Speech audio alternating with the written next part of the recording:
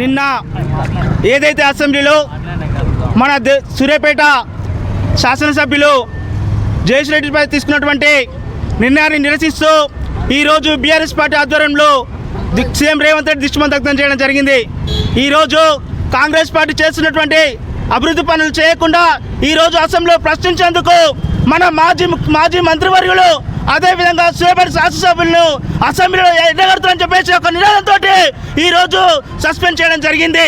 ఈరోజు ఎందుకంటే మీరు ఇచ్చినటువంటి 6 గ్యారెంటీలు కావచ్చు, 42 హామీలు కావచ్చు నెరవేర్చకుండా ఈరోజు హామీలు అడుగుతున్నారనే ఒక ఉద్దేశంతో ఈరోజు జయేష్ రెడ్డిని సస్పెండ్ చేయడం జరిగింది. ఎందుకంటే అసెంబ్లీలో బీఆర్ఎస్ పార్టీ ఎమ్మెల్యేలు కానీ ఎమ్మెల్సీలు కానీ తట్టుకోలేక ఈరోజు బీఆర్ఎస్ గొంతులొక్కేందుకు ఈరోజు సస్పెండ్ చేయడం జరిగింది. ఇలాంటి ఎక్కువ ముఖ్యమంత్రి రేవంత్ రెడ్డి గారు ఏకపక్ష నిర్ణయం వల్ల ఈరోజు చాలా మంది రైతులు కావచ్చు, సామాన్య ప్రజలు కావచ్చు ఈ కాంగ్రెస్ పాలన వల్ల ఇబ్బంది పడుతూ ఉన్నారు.